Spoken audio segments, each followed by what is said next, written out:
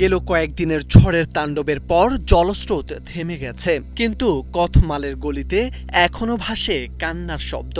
কেউ হারিয়েছেন স্বজন, কেউ হারিয়েছেন ভিটেমাটি, নিঃস্ব হয়েছেন বহু মানুষ। মহাভেলী নদীর তীরে দাঁড়িয়ে থাকা ৫৯ বছর বয়সী ওয়াসান্তা কুমারী রত্নায়কে তাদেরই একজন। নিজেদের ঘরের ধ্বংসস্তূপের সামনে স্তব্ধ হয়ে দাঁড়িয়ে আছেন তিনি।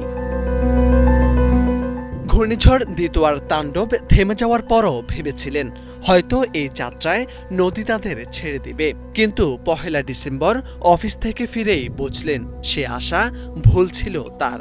নদী তখন রাক্ষসের মতো ফুলে ওঠে, আর কয়েক মিনিটেই পানি ঢুকে গেল ঘরের দরজার নিচ দিয়ে। স্বামী নিয়ে ছুটতে হলো আত্মীয়র বাড়িতে, রাতভর শুনতে হলো নদীর গর্জন। ৩ দিন পর যখন ঘরে ফিরলেন, যে দৃশ্য দেখলেন তা ঝড়ের চেয়েও ভয়ঙ্কর। ঘর নয়, যেন এক একটি কবর। কাদায় ডুবে আছে আসবাব, ভেজা কাপড়, ভাঙাচোরা দরজা, জানালা। স্রোতের সঙ্গে ভেসে এসেছে গাছের গুঁড়ি, প্লাস্টিক, মাটি। আত্মীয়রা কাদা মুছছেন, জুতা ধুচ্ছেন, আর ওয়াসান্তা দাঁড়িয়ে দেখছেন তার গোটা জীবন এক স্তূপ কাদার নিচে। কি বলবো, আমার বুক ফেটে যাচ্ছে, খুব কষ্ট হচ্ছে। যখন অফিস থেকে বাড়ি ফিরলাম তখন নদীর জলস্তর অনেক বেশি ছিল, বিদ্যুৎ ছিল না, কিন্তু আমি নিয়মিত চারপাশে তাকাতাম। এক পর্যায়ে ঘরে পানি ঢুকতে শুরু করে। পরে আমার স্বামীকে নিয়ে আত্মীয়র বাসায় চলে যাই। ফিরে এসে দেখি সব শেষ। এমন ভয়াবহতা আর কখনো দেখিনি। এ বাড়িটা আমার অনেক কষ্টে করেছি আমরা, এখন আবার শূন্য থেকে শুরু করতে হবে।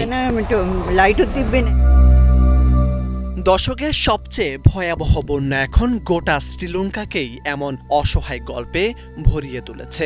ঘূর্ণিঝড় দিতোয়ায় মারা গেছেন অন্তত ৪৭৯ জন, নিখোঁজ ৩৫০ জনেরও বেশি, ক্ষতিগ্রস্ত ১২ লাখেরও বেশি মানুষ।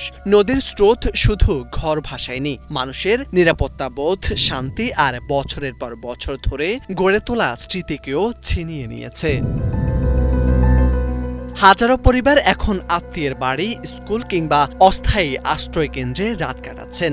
ঘরে ফিরতে পারবেন কিনা এই মুহূর্তে কেউই জানেন না। ভেজা মাটির গন্ধ, ভাঙা দেয়াল আর শুকোতে দেওয়া কাপড়ের শাড়ি সবই তাদের মনে করিয়ে দিচ্ছে কিভাবে এক রাতেই বদলে গেছে তাদের জীবন। মোরশেদ আলম, বাংলা ভিশন।